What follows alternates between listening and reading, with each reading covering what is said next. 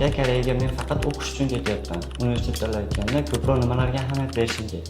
Juda ham yaxshi savol. Siz birinchi o'rinda qaysi sohani tanlaganingizni qarashingiz kerak. Hamma universitet har xil sohalarda kuchli.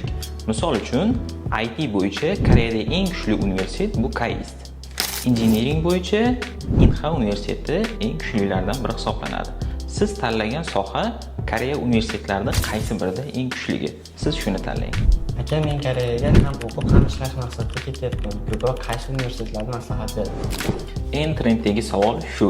Chunki talabalarimiz aksariyatlari ham o'qib ham ishlashga ketadi. Siz birinchi o'rinda ish topish yuqori bo'lgan universitet hududlarini tanlang. Sizga nufuzi juda yuqori bo'lishi shart emas yoki umuman nufuzi past bo'lishi ham shart emas. O'rta me'yorli universitetni tanlashingiz kerak bo'ladi. Aka, menga o'qish vahshiy qiziqmas. Men faqat soxtani qilishim kerak. Shuning uchun qaysi universitetlarni maslahat berasiz? Sizga universitetda umuman ahamiyati yo'q. Sizga 2 yillik kasbiy ta'limlarni maslahat beraman. Haftasiga 2 kun, 3 kun o'qish, qolgan kunlari bemalol soqqani bossangiz bo'ladi. Bitirganingizdan keyin EYT professional ishchi vizasini olishingiz mumkin. Bu bilan bemalol Koreyaga oilangizni chaqirishingiz mumkin.